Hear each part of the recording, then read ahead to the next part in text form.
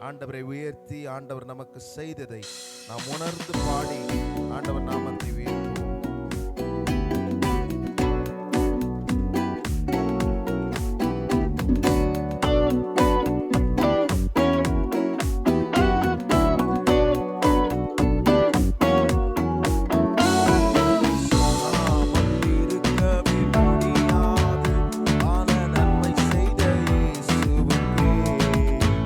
நன்றி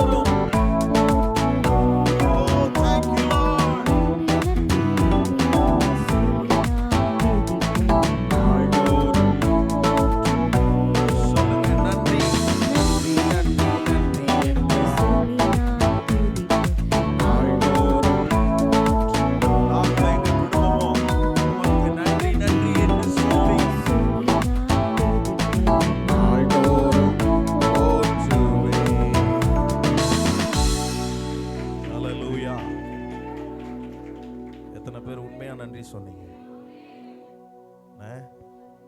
ஆண்டவர் சொல்லி முடியாத அளவுக்கு நன்மைகளை செய்திருக்கிறார். அதுல மிகப்பெரிய நன்மை என்ன தெரியுமா? இன்னைக்கு நம்ம சர்ச்சுக்கு வந்திருக்கிறது, இன்னைக்கு கர்த்தர் நம்மை கொண்டு வந்திருக்கிறது. எவ்வளோ பலவீனங்கள், எவ்வளோ சோர்வுகள், எவ்வளோ வியாதிகள், எவ்வளோ பாடுக்குள் நாம் கடந்து போக வேண்டி இருந்தாலும் என்னை கர்த்தர் அவரை சந்திக்க இந்த இடத்துக்கு, இந்த ஆலயத்துக்குள்ளே என்னை வரவழைத்திருக்கிறது கர்த்தர் எனக்கு செய்த பெரிய நன்மையாக பார்க்கிறேன். நம்முடைய சூழ்நிலைகளை நினைக்கும் போது பாடினோம் பாருங்க, மரண இருளின் பள்ளத்தாக்குக்குள்ள போற மாதிரி தான் இருக்குது. அப்படிதான் இருக்குது நம்ம வாழ்க்கையில நடக்கிறது. ஒவ்வொரு நாளை கடக்கிறதே ஒரு பெரிய சவாலா இருக்குது. ஆனா மரண இருளின் பள்ளத்தாக்கில் நான் மூழ்க நேர்ந்தாலும் எனக்கு ஒரு நம்பிக்கை, என்னை விடுவிக்கிற கர்த்தர் என்னை மீண்டும் வாழ வைக்கிறவராய் அவர் இருக்கிறார். மீண்டும் வாழ வைக்கிறார். அதை தான் சொல்றேன். எவ்வளவு வாய்ப்புகள் கொடுக்கிறார் பாருங்க. மீண்டும் மீண்டும் நம்மை வாழ வைக்கிறவர். அழிக்க நினைக்கிற உலகத்தின் மத்தியில் மாண்டு போக வேண்டும் விரும்புகிறவர்கள் நடுவிலே என்னை வாழ வைக்கிற தேவன் என்னோடு கூட இருந்து என்னை நடத்த அவர் போதுமானவராக இருக்கிறார். எத்தனை பேர் நம்புறீங்க? அவர் தான் நம்மளை நடத்துறார், அவர் தான் என்னை கொண்டு வந்திருக்கிறார். ஆண்டவரை மகிமைப்படுத்தி நாம் எல்லாரும் சொல்லி கர்த்தரை நாம் உயர்த்த போகிறோம். இன்னொரு அற்புதமான பாடல், ஆண்டவரை உயர்த்துகிற பாடல். நாம் எல்லாரும் சேர்ந்து ஒரு மனதோடு அவர் நாமத்தை சொல்லி நாம் உயர்த்துவோம்.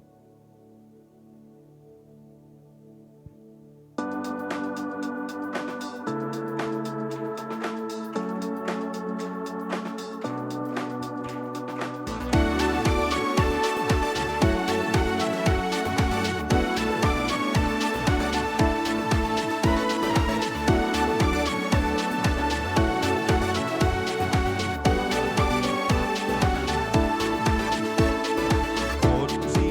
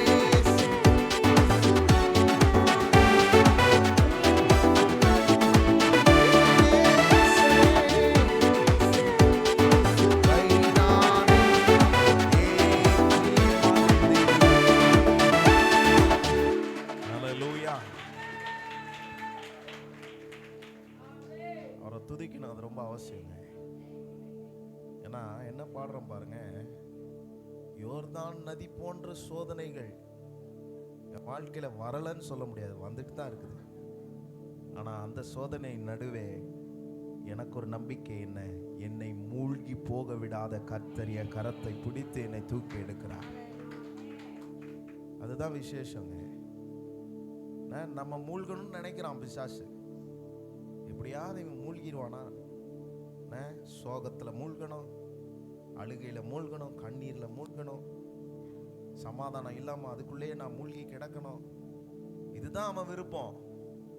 ஆனால் ஆண்டவர் என்ன செய்கிறாரு, என்னை ஒருபோதும் மூழ்கி போக விடவே மாட்டான்.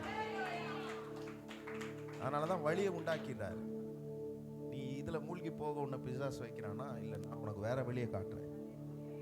அந்த வழியில் நம்ம தப்பி செல்ல நமக்கு ஆண்டவர் உதவி செய்கிறவராக இருக்கிறார்.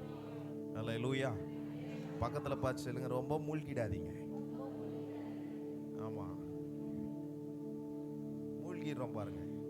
அதனால தான் ஆண்டவர் நமக்கு துதி என்னும் அதை கையில் கொடுத்துருக்கிறார் பாருங்க. அதுக்கு தான் துதிக்க வரோம். என்ன சொல்லி பாடுறோம், அவர் நேற்றும் இன்று மாறாதவர், என்னைக்குமே என்னை விட்டு எனக்கு என் கூட மாறாமல் இருக்கிறார்னா அவர் நான் ஆராதிக்கிற இயேசு மாத்திரம்தான். அவர் மாற மாட்டார்னா நிச்சயமாக நான் சொல்கிறேன், என்னை என்றைக்குமே அவர் கைவிட மாட்டார். அவர் என்றைக்குமே என்னை மூழ்கி போக விட மாட்டார். என்றைக்குமே புயலில் அகப்பட்டு கொள்ள விடவே மாட்டார். என்னை நடத்த அவர் ஒருவர் என் கூட இருக்கிறார். அதை நினைக்கணும். வியாதியில் மூழ்கிடக்கூடாது, பிரச்சனையில் மூழ்கிடக்கூடாது, எல்லாத்துலேயும் நம்ம மூழ்கி போகணும்னு பிசாசு விரும்புகிறான். ஆனால் நம்ம இல்லை, நான் மூழ்கி போக மாட்டேன் பிசாசே, நான் கர்த்தரை துதிப்பேன், கர்த்தரை மகிமைப்படுத்துவேன், ஆண்டவரை உயர்த்துவேன். ஆண்டவரை சொல்லி நாம் இன்னொரு பாடலை நாம் பாடி ஒரு மனதோடு நாம் அவரை உயர்த்துவோம்.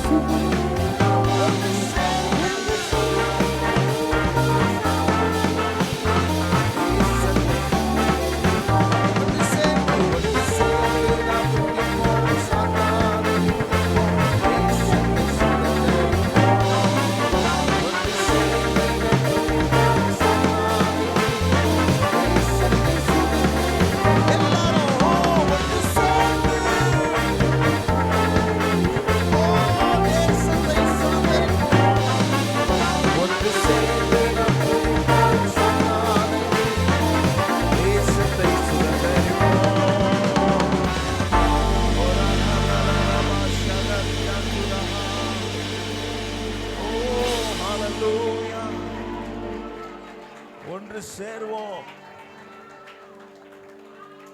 ஹalleluya, ஸ்தோத்திரம். ஓ ஜீசஸ். 94ஆம் சங்கீதம் 16ஆம் வசனத்திலே தாவீது சொல்லும்போது சொல்லுகிறார், அவர் சொல்றார் பாருங்க, என் இருதயத்தில் விசாரங்கள் பெருகுகையில். அப்படின்னா வியாகுலங்கள், வேதனைகள் இருதயத்தில் பெருகும்போது அவருடைய ஆறுதல்கள் நம்முடைய ஆத்மாவை தேற்றுமா? அவருடைய ஆறுதல், அவருடைய ஆறுதல் எனக்கு எங்க கிடைக்குது? அவருடைய ஆறுதல் கர்த்தர் சமூகத்தில் தான் எனக்கு கிடைக்கும். அவர் பிரசன்னத்தில் தான் எனக்கு ஆறுதல் கிடைக்குது. அதில் நான் தேற்றப்படுகிறேன், அதில் நான் தேற்றப்படுகிறவன்.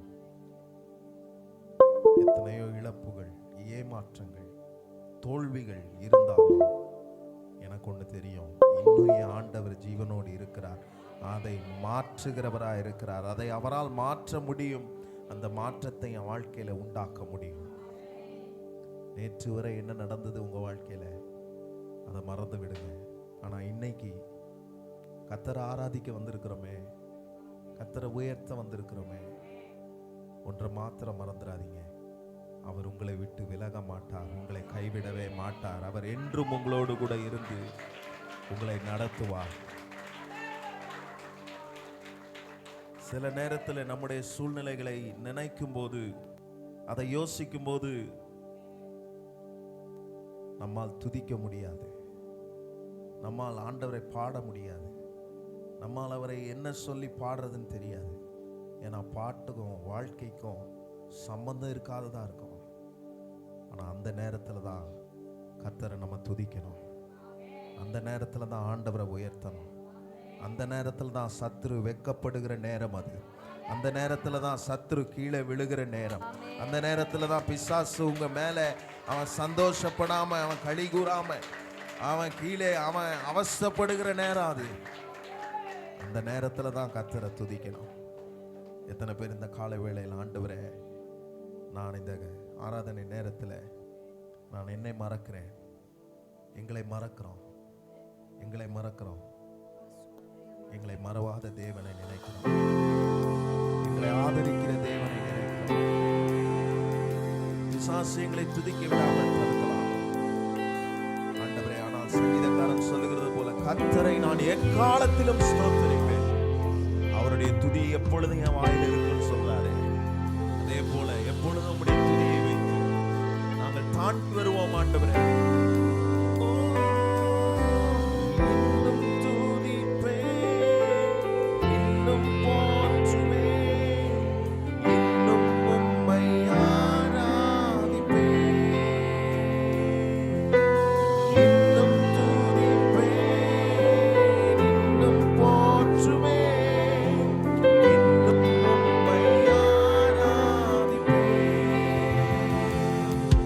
எக்காலமும்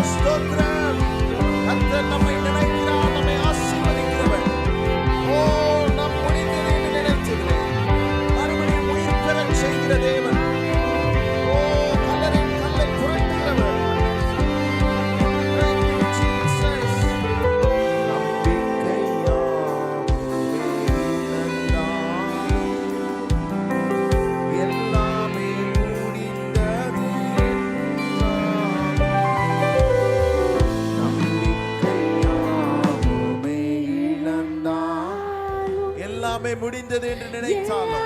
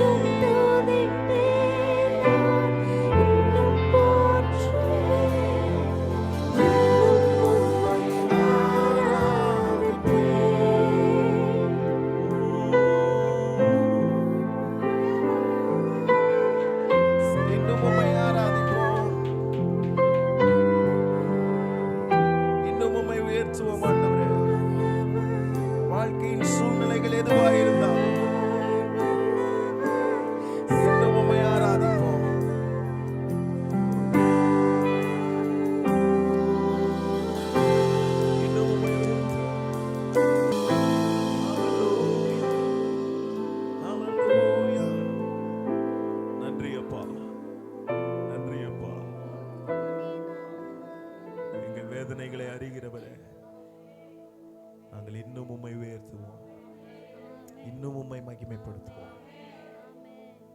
இதுதான் பிசாசுக்கு பிடிக்காது. நான் எவ்வளவு தொந்தரவு கொடுக்குறேன், எவ்வளவு தொல்லை கொடுக்குறேன்,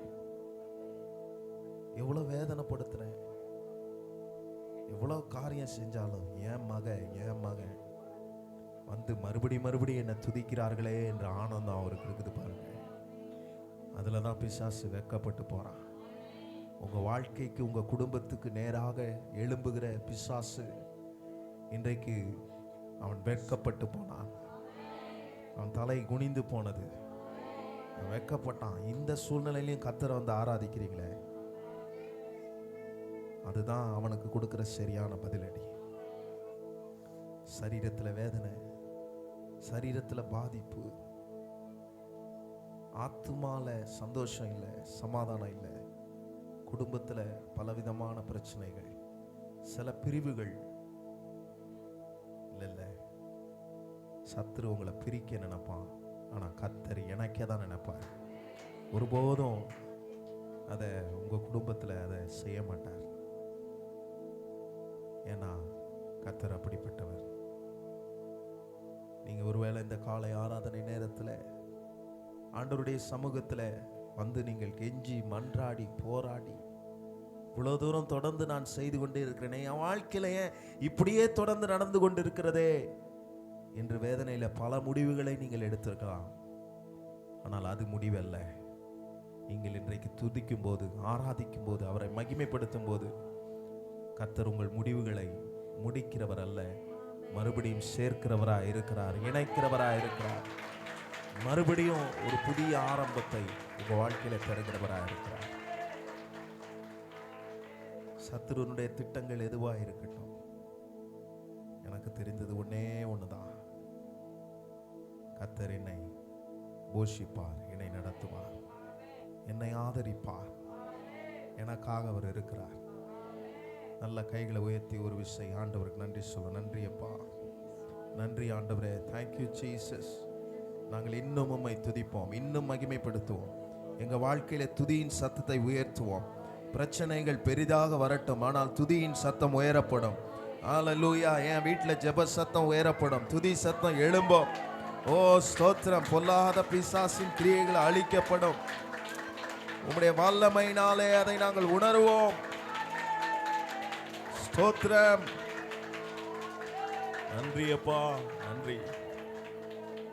உம்முடைய நாமத்தை நாங்கள் இன்றைக்கு பிரஸ்தாபப்படுத்தி இருக்கிறோம், உயர்த்தி இருக்கிறோம். விடுதலை ஆக்குகிற தேவன் நீர், எங்களுக்கு அதிசயங்களை செய்கிறவர், அற்புதங்களை செய்கிறவர். இந்த வாரத்திலே எங்களை அதிசயமாய் நடத்தினீர். வருகிற வாரத்திலும் எங்களை நடத்துவீராக, எங்களை போஷிப்பீராக. எங்கள் ஆவி, ஆத்தும, சரீரம் மூன்றையும் உம்முடைய கரத்திலே ஒப்பு கொடுத்து நாங்கள் ஜெபிக்கிறோம். ஹல்லேலூயா. எங்கள் ஆத்துமாவை பலப்படுத்தினீர். இன்றைக்கு எங்களுக்கு ஒரு புதிய ஆண்டவரே வழியை காண்பிப்பீர் என்று நாங்கள் நம்புகிறோம். உம்முடைய வார்த்தையின் மூலமாக எங்களுக்கு அதை காண்பிப்பீர். அதை நம்பி நாங்கள் உம்முடைய சமூகத்தில் இன்றைக்கு காத்திருக்கிறோம் ஆண்டவரே. நீர் எங்களோடு கூட பேசுவீராக. இயேசுவின் நாமத்தில் பிதாவே, ஆமென். உட்காருங்கள்.